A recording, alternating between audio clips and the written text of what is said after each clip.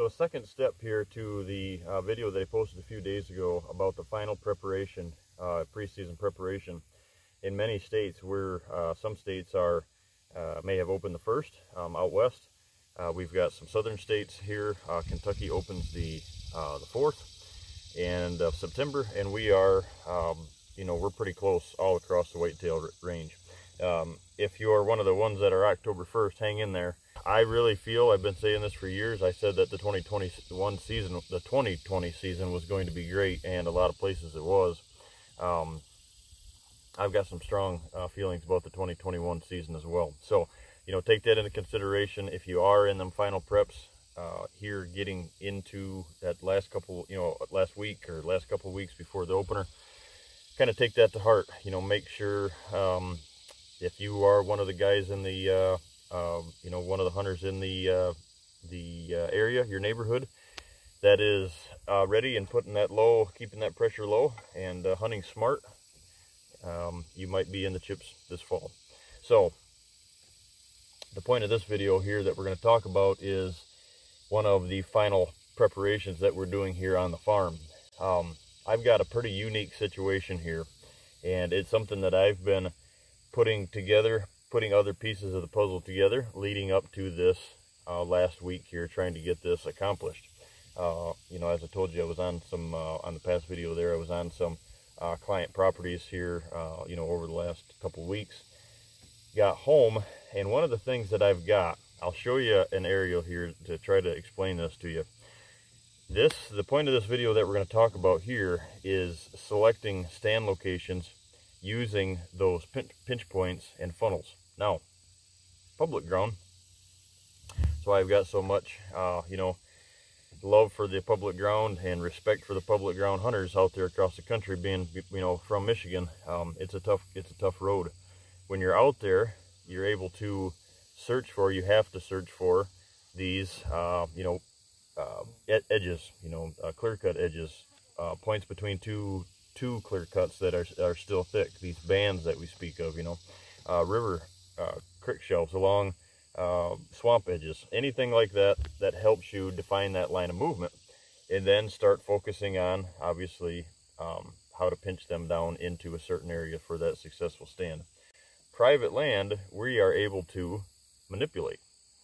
So the best stand location is obviously something that's natural, that is between the two ridges, or on a hogback going down into that lower bench, you know, creating or finding that bench that they're already using, that they have been using for years, and promoting that transition to its fullest, you know, letting that light in there like we always talk, and really making that transition shine so you can hunt between bedding and feeding with a, you know, pretty successful higher success rate.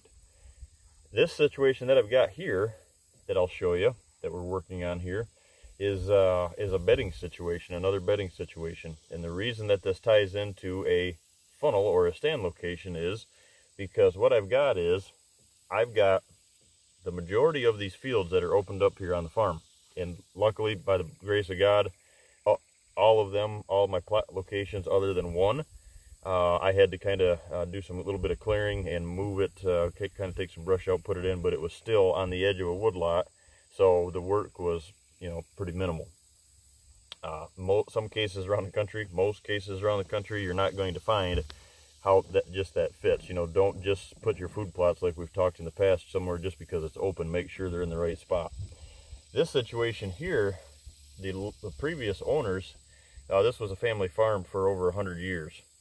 And the owner, before it had traded hands 2 times before it hit my hands here, before we were able to get it, they went in and cleared some of these food plots back. Now, there's one section of it I wish I would have caught earlier, because I'm probably going to put that back into a set-aside portion of the farm to bump more of my core. But when they opened up these fields, they pushed all the debris, just like most ag and most farm situations are. They're not looking for the huntability of that. What they did is they took all of the debris and they pushed it to the edge of these fields. Well, so there's a good thing and a bad thing with that. The good thing of it is I'm coming in probably 10 years later, and the edge, and you can see behind me here, and I'll show you some video here, the edge of this is all red bud. I've got some autumn olive growing in here. I've got a bunch of that briar. I've got some cherry growing in here. I mean, it's just packed. The problem with it is behind that is this berm that's got cedars. Actually, there is a lot of walnut down here. So some of the stumps that they took from when they, took some of the walnut, there's a couple, you can see in the background there, actually behind me, there's a couple mature walnuts left up here.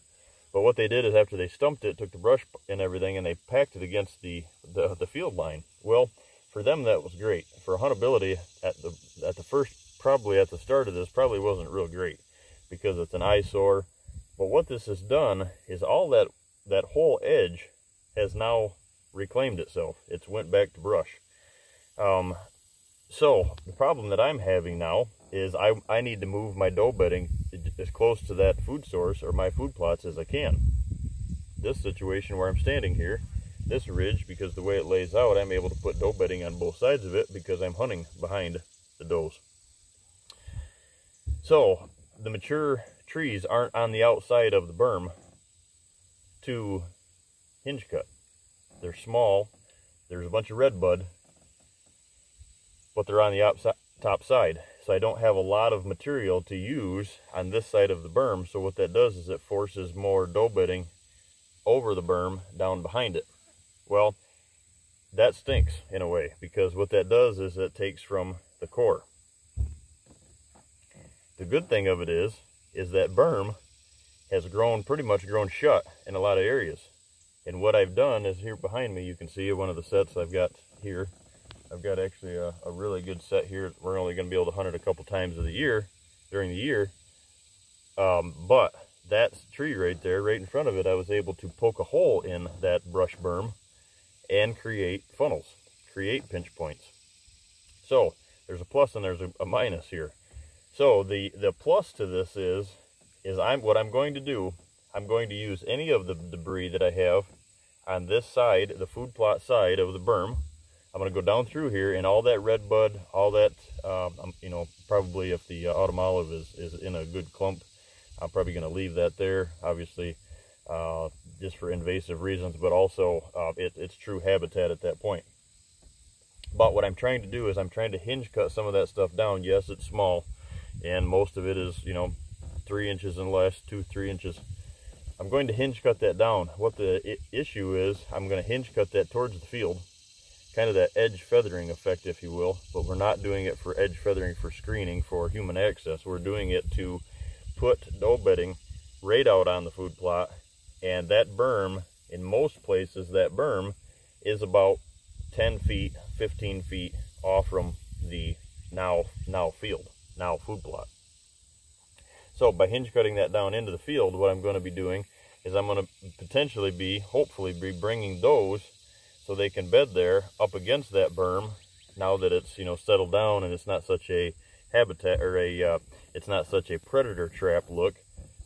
It's got, trees growing up through it and everything. The cool thing of this is if I can get those does to bed on the plot side of that berm, there's only holes every so often, and those holes are where my stand locations are down below it. So from the plot, I've got the food plot, I've got doe bedding right on it, I've got the berm, and then both these situations, but this situation on this side, I've got food plot, doe bedding out here, the berm. Behind the berm, I've got pretty good habitat, but there's a bench system that goes down where my stand locations are on, which is now promoted. I've got most of that transition done into either mulching or opened it up so the sunlight can hit it. So now I've got that done, and my access is in a crick shelf from below up into that, making them great evening sits. Now, I do have a couple leeward stands in there where I can come across. Yes, I have to cut the line of travel, but I'm cutting it at the licking branch, getting up into the stand with the wind blowing over the top of it, and the trail is down below. That berm is not, we're not talking about a 15-foot berm. It's about 4 foot now, or 5 foot tall, 4 foot just of trash. Well, the doe scent will still saturate through that. when I'm able to hunt those stands, it should be coming from the food source. On an evening hunt, it should be coming from the food source through their doe bedding, over the berm, onto the transition where the bucks are cruising, scent checking from the side of their face in front of the tree stands, and I'm accessing from below it up into it. Pretty powerful set, pretty powerful whole program here on about 75% of the property lays out like that. That's, as bow hunters especially, that's where we want to be. So, little project here that I've got ahead. I just wanted to bring this to you because, like I said, the last video that I brought was going down through there, blowing those corridors in, which we do on the doe bedding corridors every 20 yards off your food plot. Then I run into a situation like this that I still need my corridors. My corridors are going to be to the outside. I'm still going to make the cubicles, but they're only going to be able to go in as far as that berm for this year. And I'm going to try to make those cruising bucks come out and around past the stand locations if they want to get out here and blow those does out of that.